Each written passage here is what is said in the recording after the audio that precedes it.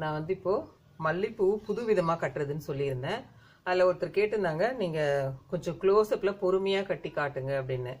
ரொம்ப ஈஸியான மெத்தடில் நெருக்கமாக எப்படி பூ கட்டி வச்சுக்கிறது அப்படின்னு, நார்மல் எப்படி பூ கட்டுறோமோ அந்த மாதிரி உங்களுக்கு நான் சொல்லித்தரப்போகிறேன். இப்போ வந்து நார்மலாக எப்படி கட்டுவோமோ அதே மெத்தடில் பூ கட்டிடணும். ஃபஸ்ட்டு கட்டிட்டு இதை இப்போ நார்மலாக கட்டிட்டோம் இல்லையா, அடுத்து கட்டும்போது இப்படி திருப்பிக்கணும். இப்படி திருப்பி மேலே ஒன்று கீழே ஒன்று வச்சு அழகாக அப்படி கட்டிடணும்.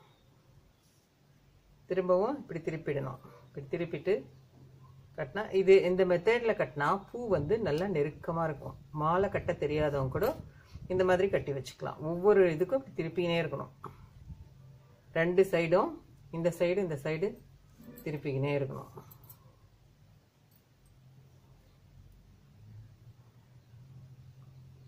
இந்த மாதிரி கட்டினீங்கன்னா பார்க்கறதுக்கும் ரொம்ப நெருக்கமாக இருக்குது பாருங்கள். நான் உங்களுக்கு இது மாதிரி இன்னும் கொஞ்சம் நீட்டு கட்டி காட்டுறேன்.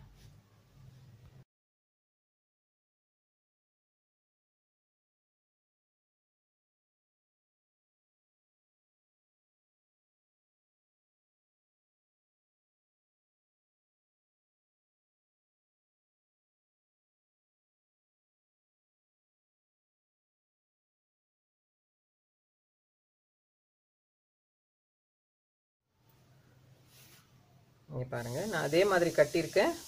ரொம்ப நெருக்கமாக வந்திருக்கு பாருங்கள். இது ஒரு சைடு இப்படி திருப்பிட்டு திருப்பி இன்னொரு சைடுக்கு இப்படியே திருப்பிக்கணும்.